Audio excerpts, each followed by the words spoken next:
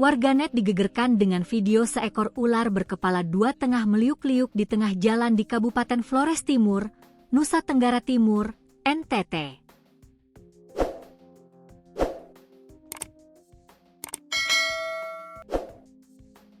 Dalam video yang beredar, ular tersebut tengah berjalan di jalanan. Warga yang melihat hal itu kemudian berusaha untuk memastikannya.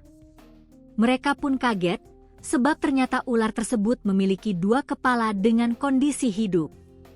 Kepala satu berwarna kuning, yang satunya keluar lidah, ujar warga dalam video tersebut dikutip dari kompas.com.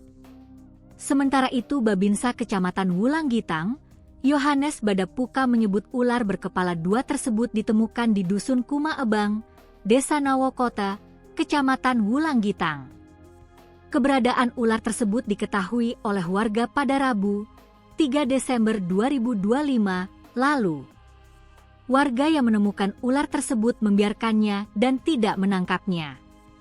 Kejadiannya Rabu, 3 Desember 2025. Ularnya dibiarkan tanpa dilakukan apapun, ujar Yohanes saat dihubungi, Senin, 8 Desember 2025. Menurut Yohanes, penemuan ular berkepala dua ini tidak hanya kali ini saja. Sebelumnya, ular berkepala dua juga pernah ditemukan di Desa Hokenjaya dan Desa Dulipali. Warga membiarkan ular berkepala dua itu pergi karena kepercayaan masyarakat, kemunculkan satwa tersebut pertanda kurang baik. Ada kemungkinan tanda tidak baik.